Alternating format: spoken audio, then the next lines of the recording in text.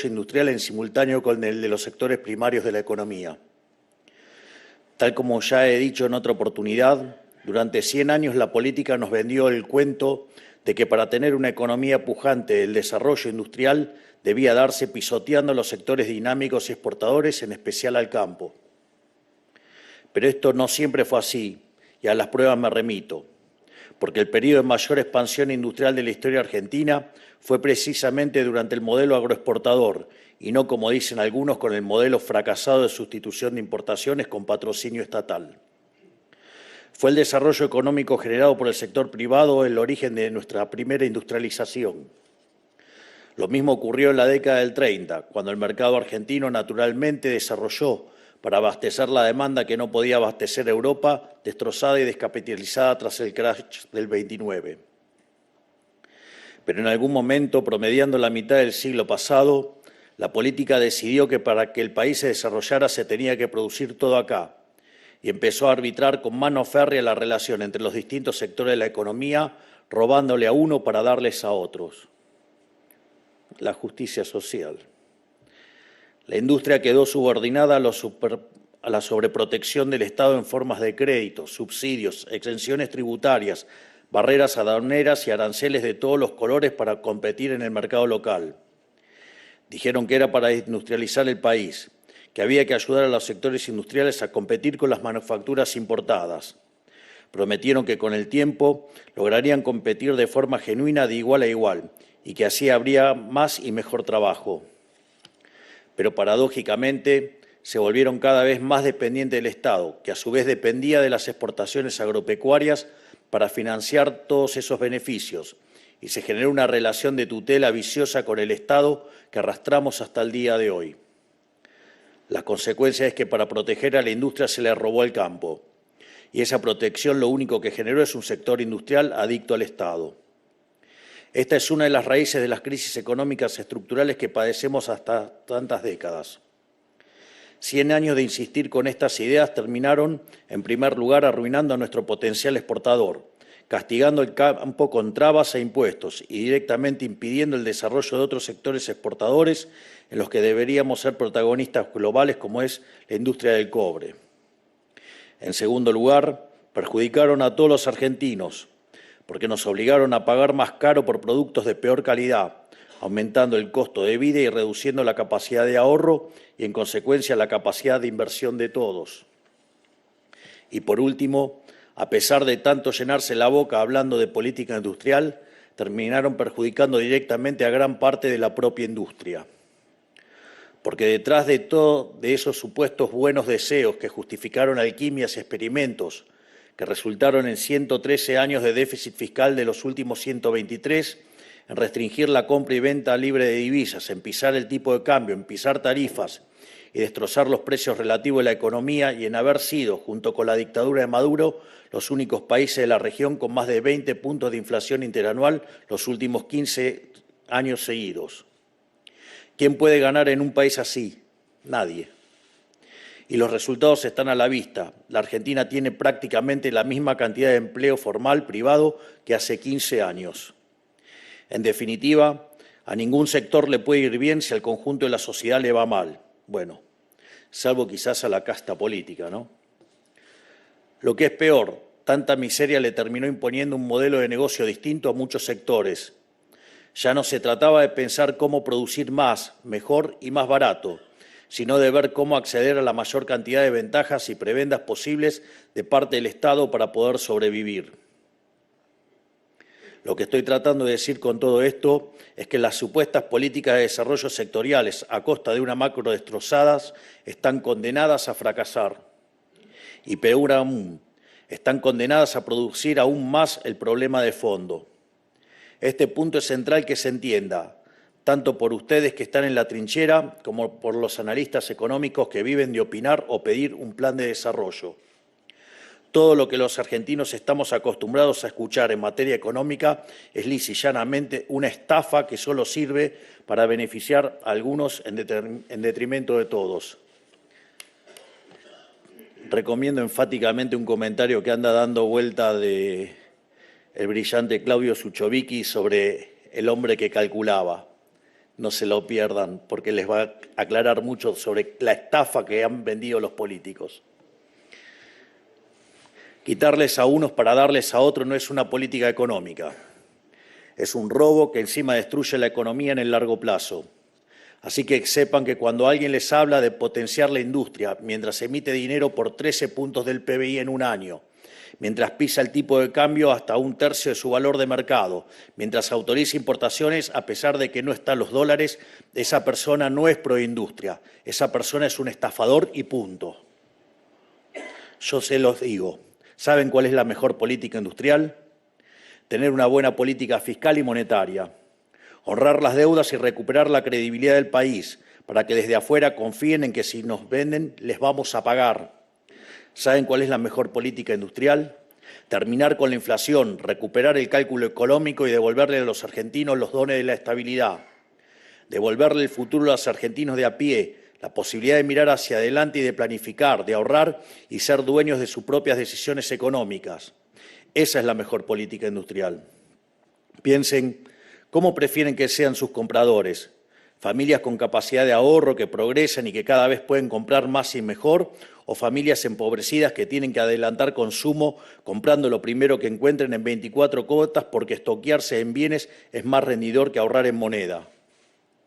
Solo si el conjunto de la sociedad le va bien, le puede ir bien a la industria de forma sostenible. Además, ustedes saben que para quienes llevan adelante una empresa, estabilidad significa libertad. ¿O acaso la contabilidad permanente de un régimen de inflación alta e inestable no es una cárcel? Es un desperdicio de energía infernal. Esa energía que hoy gastan en sortear el obstáculo de inestabilidad, mañana lo van a poder invertir en pensar cómo vender un mejor producto a mejor precio.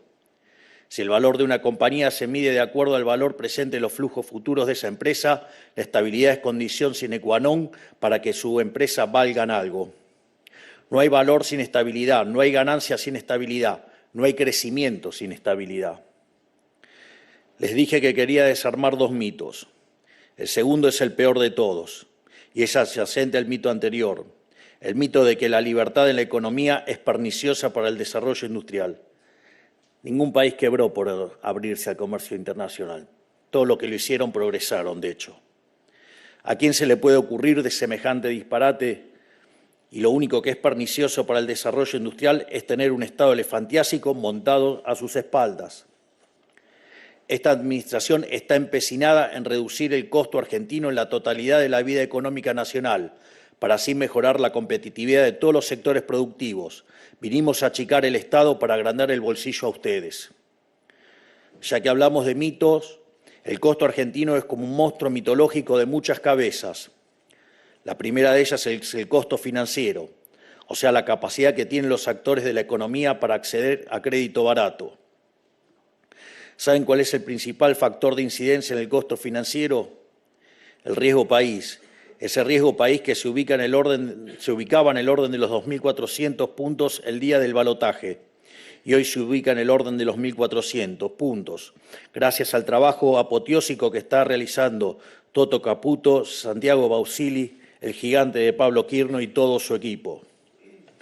Quienes, por cierto, el viernes pasado lanzaron un canal propio online donde comentan sobre el camino económico del país y sus objetivos, por si a alguien le interesa ir a las fuentes y dejar de depender de la información inventada por periodistas ensobrados.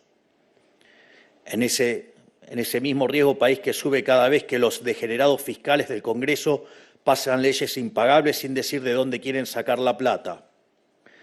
Lo primero que hicimos al asumir y contra la opinión de los econochantas fue arbitrar las tasas de interés local con la tasa de interés internacional ajustada por riesgo, que obviamente ello implicaba, dado el salto devaluatorio, implicaba una tasa de interés real negativa en pesos y que fue lo que permitió a su vez la licuación y el desarmado de los pasivos remunerados, que dicho sea de paso,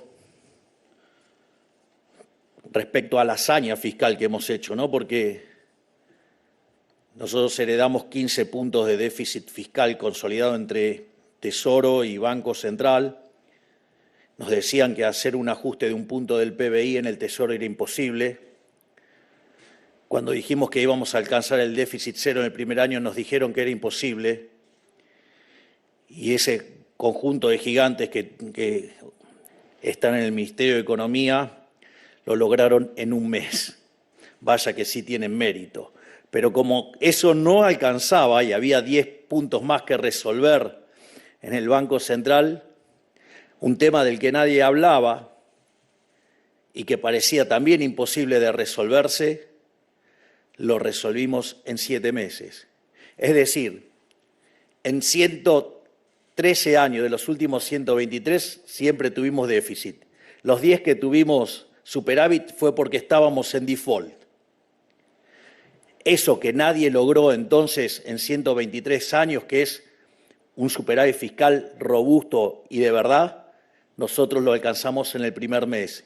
Y algo que no tenía ningún tipo de viso de solución, que era el problema de los pasivos remunerados y que todos creían que iba a terminar en una expropiación o en una hiperinflación, lo resolvimos a mercado en 7 meses. Vaya que eso sí es tener gestión. Naturalmente, esto hizo que los bancos tuvieran que volver a trabajar de bancos y prestar capital a personas y empresas, en lugar de colocar su capital en el Banco Central, inflacionando aún más la emisión de moneda para cobrar el interés.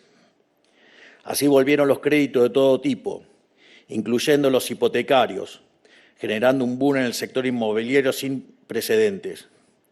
Hace un año pensar pedir capital prestado a 30 años parecía una locura. Y hoy, en la nueva Argentina, es una realidad. Es decir, cuando arrancamos el gobierno, hablábamos de la hiperinflación.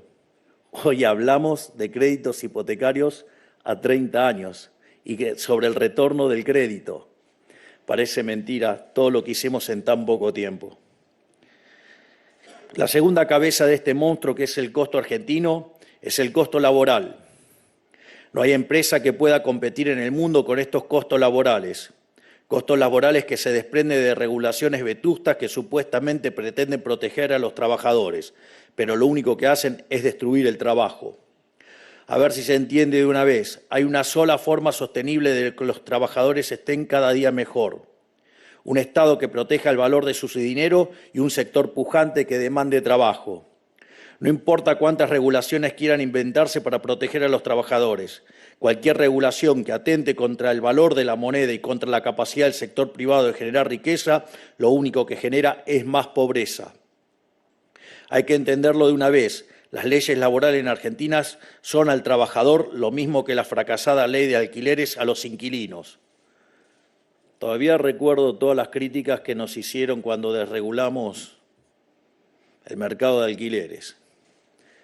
Pero nadie dice de todos esos, se conachanta de cómo explotó la oferta de propiedades ofrecidas y cómo, en términos relativos, el precio de los alquileres se terminó cayendo estrepitosamente. ¿Será que les cuesta asimilar o entender o aceptar lo poderoso que es el mercado? La tercera cabeza del monstruo es medio engañosa, ya que es difícil de cuantificar, porque es el costo invisible del Estado, la burocracia. O dicho de otra manera, el costo de la máquina de impedir, el costo de oportunidad que representa el dejar de trabajar para ir a perder tiempo a una oficina y pagar un sinsentido de aranceles, tener que pasear por los pasillos de la administración pública pidiendo sello sobre sello para poder producir. Los impuestos son una clara demostración de este fenómeno. En Argentina tenemos cerca de 190 impuestos, de los cuales 10 recaudan más del 90% del total de la recaudación. O sea que hay cerca de 180 impuestos que no llegan a recaudar ni el 10% de la recaudación. Estos impuestos nos generan un daño económico directo. Su efecto es casi marginal. Sin embargo, generan trabas, demoras, trámites y un sinfín de procedimientos que entorpecen la actividad económica en un país donde ganar dinero ya es una tarea imposible. Ni que hablar de los kioscos que esto implica, ¿no?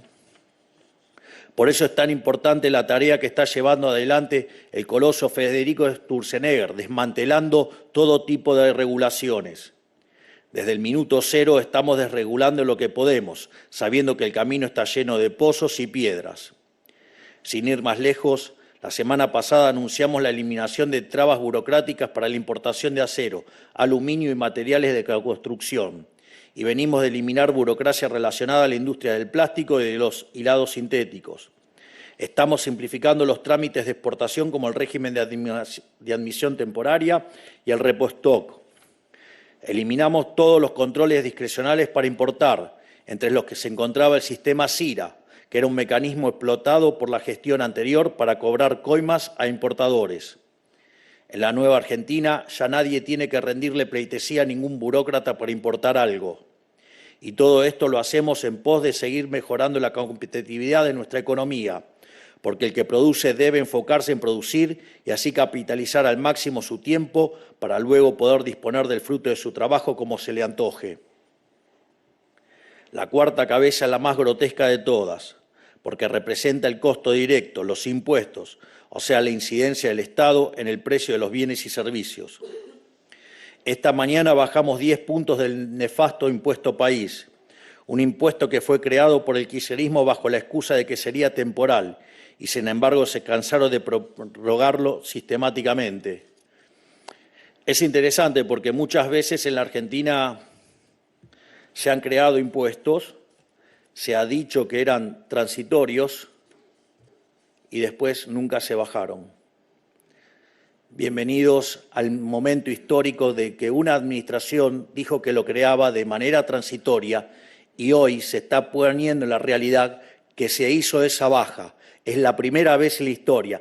Y no solo eso, sino que en el mes de diciembre se termina con el nefasto impuesto país.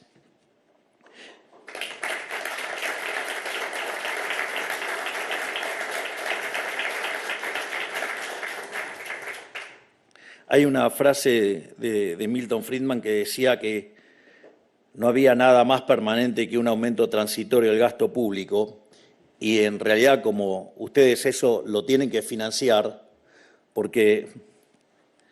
esta es interesante. Ahí voy a citar a un economista que no me resulta simpático, pero no, o sea, que no suscribo a todas las cosas que dice, pero esta frase es interesante. Lo que decía Keynes es que todo gasto público siempre se paga. Es decir, o lo van a pagar con emisión monetaria, generando inflación, generando impuesto inflacionario, o lo van a pagar con deuda, que son impuestos futuros, es decir, estafando a las generaciones venideras, a nuestros hijos, a nuestros nietos y demás, o lo pagan con impuestos explícitos, pero siempre se paga. Por lo tanto, dada la frase de Friedman, digamos, no hay nada más permanente que un impuesto transitorio, salvo que se trate de un gobierno liberal que dice que va a bajar los impuestos y efectivamente lo baja. Es decir, con nosotros eso se acabó, así como esta mañana lo bajamos un 10%, en diciembre lo vamos a eliminar por completo, impulsando así una baja en los precios de los productos importados. Cabe destacar que entre los productos importados se encuentra un sinfín de insumos productivos, o sea que esta medida ayuda a bajar costos operativos, mejorando la competitividad de nuestra industria. Los genios de la sustitución de importaciones nunca se dieron cuenta de que el 80% de las importaciones son insumos productivos y que encarecerlos a dedo solo es perjudicial para la población argentina. Hay que terminar con la creatividad de los burócratas. Lo único que logran es convertir a Argentina en un infierno tributario y en una multiplicación de kioscos, ¿no? Así como bajamos el impuesto país, ya eliminamos las retenciones de más de 5 categorías de carne. También eliminamos derecho de exportación para la industria automotriz y bajamos el impuesto a las transferencias de automóviles. Redujimos aranceles de importación en productos de primera necesidad para distintos sectores productivos. Y estamos recién empezando. Imaginen de lo que somos capaces si mejoramos nuestra competitividad. La lista de curros, kioscos y burocracias que le complicaban y le siguen complicando la vida a la gente de los argentinos es infinita. Entre ellos se encuentra la quinta cabeza del monstruo que vinimos a combatir, el costo asumido por todos los argentinos para cuidar los negocios de los amigos del poder. Un ejemplo claro es el caso de Starlink, cuya entrada permitimos ni bien asumimos, mejorando la conectividad en toda la patria rural a costo cero. O el caso de la vacuna contra la fiebre aftosa, cuya importación habilitamos hace unas semanas, garantizando una mejor competitividad y reducción de costos en la producción de carne. Pero al igual que la hidra de la mitología griega, cuando cortás una cabeza de este monstruo, aparece otra. La sexta cabeza del monstruo vendría a ser lo que nosotros llamamos el costo de la representación forzada. Es decir, que el Estado te imponga una representación a la cual debes rendirle tributo, como por ejemplo el SADAIC, a quien le cortamos el curro la semana pasada, o a los sindicatos que se mueven en autos de lujo con chofer a costa de que sus representantes no puedan ni pagar el colectivo. A los gerentes de la pobreza, quienes administraban asignaciones sociales de las más vulnerables y los obligaban a marchar por sus propios intereses bajo la amenaza de cortarles el plan. Podría pasar todo el resto de la semana enumerando cosas que quedan por corregir, pero quiero detenerme en el costo más importante de todos, la cabeza principal de este monstruo mitológico que venimos a destruir, el déficit fiscal, o sea, el gran impuesto encubierto. ¿Por qué un impuesto encubierto? Porque si el déficit se paga con emisión monetaria, se termina pagando con impuesto inflacionario, mientras que si el déficit se financia con deuda, se termina pagando con impuestos futuros, es decir, una carga para las generaciones futuras. Si hay algo que dejamos claro y nunca nos vamos a cansar de repetir, es que nosotros vinimos a bajar impuestos, no a subirlos, y que el superávit fiscal para esta gestión es innegociable. Ese es el pacto que hice con el pueblo argentino, y entre nosotros cuando nos eligió en las últimas elecciones, y eso es lo que vinimos a cumplir. Es decir, vamos a bajar impuestos, no vamos a negociar el resultado fiscal. El subtítulo es: vamos a seguir bajando el gasto público. Y eso que parecía imposible, el gasto público en el Tesoro Nacional, en términos reales, en lo que va del año, cayó 30%. Es decir, para encontrar recortes y ajustes como lo que ha hecho Argentina, solamente pueden ser observados después de la Segunda Guerra Mundial. Y aún así, nuestro ajuste sigue siendo el más grande de la historia. Aún nos queda mucho trabajo por delante, sabiendo que cada paso, por pequeño que parezca, representa un peso que le quitamos de encima al sector privado. Me gustaría destacar que nada de esto sería posible sin el titánico trabajo que están haciendo los equipos del Ministerio de Economía y el Ministerio de Regulación, que al igual que Hércules aceptaron la gesta heroica de exterminar este monstruo de muchas cabezas, este leviatán empoderado que ha sido la causa de todas nuestras penurias como argentinos. La única diferencia es que en vez de una espada les he dado una motosierra. Poco a poco, todos estos esfuerzos, tanto en el plano de corregir la macro como en el plano de las reformas estructurales, se están traduciendo a mejores palpables en la actividad económica. Sin ir más lejos, el último julio fue un mes récord en la venta de autos, la mayor venta registrada de autos desde 1995. En el sector energético ya revertimos 13 años de déficit, con proyecciones muy alentadoras para los años venideros. Los primeros 6 meses de este año marcaron el superávit comercial en un semestre más alto de la historia del país. En julio las exportaciones crecieron casi un 20% respecto al año anterior. Si quieren ver un ejemplo claro de qué pasa cuando se reduce el costo argentino y se aumenta la libertad, miren al RIGI, que se reglamentó hace unas semanas a pesar de solo contar con 37 diputados y 7 senadores, y ya esperamos inversiones por más de 50.000 millones de dólares. Encima mejoramos el pago a importadores y actualmente estamos pagando el 90% de las importaciones versus el 15% que se pagaba en noviembre de 2023. O sea, en 8 meses solucionamos un problema de deuda comercial récord sin precedentes mundiales. Podríamos hasta decir que salvamos al sector, y aún al día de hoy, y con tantos anuncios positivos a cuestas, tenemos que escuchar a algunos degenerados fiscales hablar de industricidio. Todo esto no es ni más ni menos que el esqueleto de la reforma económica más ambiciosa de la historia democrática y sus consecuencias más incipientes, pero aseguro que aún hay mucho más por venir.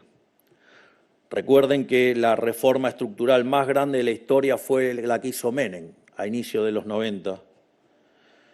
La que nosotros pasamos con el RIGI más el DNU es 8 veces más grande que la que hizo Menem. Y eso lo hicimos con el 15% de la Cámara de Diputados, con el 10% de la Cámara de Senadores. vengan a decirme si eso no es gestión política. ¡Qué muñeca, francos!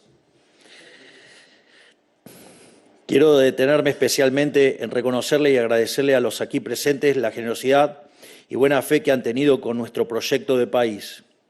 Han sido pacientes sobrellevando estos 9 meses de gobierno, que yo sé que han sido arduos, y han sido valientes en acompañar junto al resto de las cámaras empresariales cuando celebramos el Pacto de Mayo en Tucumán, porque eligieron apoyar un programa profundamente liberal y los principios a los que suscribieron indican un cambio de rumbo absolutamente profundo. Implica dejar atrás ideas económicas y arquitecturas regulatoras dañinas, pero profundamente arraigadas en el entramado productivo y comercial argentino. Y a esta altura creo que debe haber poca gente con dudas, para bien o para mal, de que nosotros lo que decimos lo hacemos. En definitiva, esta gran gesta que nosotros llamamos la guerra contra el costo argentino necesariamente va a implicar una transformación en el sector industrial. Y muchas veces las grandes transformaciones generan incertidumbres e incluso miedo.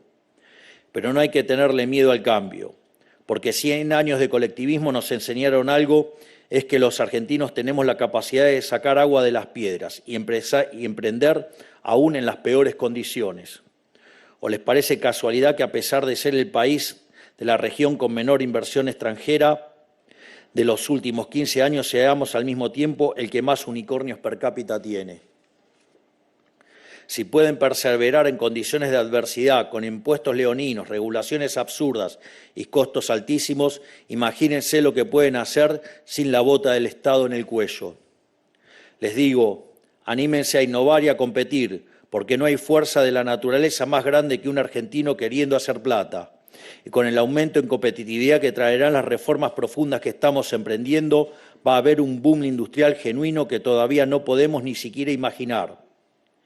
¿Esto quiere decir que todos van a ganar? No, porque eso sería mentir. De hecho, Schumpeter hablaba de la destrucción creativa. Así es que cuando aparecen estos procesos, algunos progresan, otros se adaptan y es cierto que algunos también quedan en el camino, pero el sistema da las posibilidades para reconvertirse, ya sea para ir por la revancha o sumarse en otro lado. Aquí tenemos que ser sinceros, somos pocos y nos conocemos bien. Muchos han disfrutado por demasiado tiempo del beneplácito que el conjunto de los argentinos les dio en subsidios, exenciones y aranceles a la competencia. Tuvieron décadas de cazar en el zoológico, amparados en el cuento de preparar su matriz productiva y modelo de negocios para poder competir en su propia ley. Muchachos, si no alcanzó con eso, ¿cuánto más se le puede exigir al conjunto de los argentinos, que al final del día es el que paga con el sudor de su frente por esos privilegios? El cambio para muchos va a implicar, como decía el presidente Menem, aprender a andar en bicicleta sin rueditas. La mayoría seguramente va a hacer equilibrio, precisamente porque la reducción en el costo argentino compensará la eliminación de beneficios que eran perniciosos para el conjunto de la sociedad. La realidad misma va a separar la paja del trigo, o dicho en criollo, a los que no están o los que no necesitan el curro para vender, les va a ir bien. De nuestra parte tienen el compromiso de que vamos a hacer lo máximo posible para que la transición del modelo de la decadencia al modelo de la libertad no deje empresas ni laburantes afuera. No lo vamos a dejar tirados. Vamos a abrir la economía cuando estén dadas las condiciones estructurales para que las empresas competitivas sean lo más competitivas posible. Como digo siempre, nuestro programa económico tiene etapas que están asignadas por el cumplimiento de objetivos y no vamos a apurar los tiempos de ninguna decisión si no están dadas primero las condiciones para que esa medida tenga éxito. Para finalizar, sepan que en mí van a encontrar un aliado del sector privado. Son ustedes, junto a su esfuerzo, los que empujan para adelante, generan riqueza y puestos de trabajo. El Estado no genera ni riqueza ni trabajo. Cuando el Estado genera riqueza, lo hace para los políticos. Cuando el Estado genera trabajo, lo hace para sus amigos. Los únicos que generan riqueza y trabajo son los empresarios, apostando su capital para obtener un beneficio. Y cuando consiguen beneficios es porque le están arreglando la vida a la gente. Cuando un empresario gana dinero, es un benefactor social porque le está arreglando los problemas a la gente. Y cuanto más dinero ganen, mejor, porque quiere decir que son verdaderamente benefactores sociales. Nosotros lo que sí podemos hacer y ya estamos haciendo es remover todos los obstáculos que se encuentran en el camino, con la visión de hacer de la Argentina el país más libre del mundo, porque la Argentina, los argentinos y sus empresas tienen todo lo necesario para competir de igual a igual con los mejores. Sabemos cómo hacerlo y no tengo ninguna duda de que lo vamos a lograr. Por eso, que Dios bendiga a los argentinos y que la fuerza del cielo los acompañe. ¡Viva la libertad, carajo!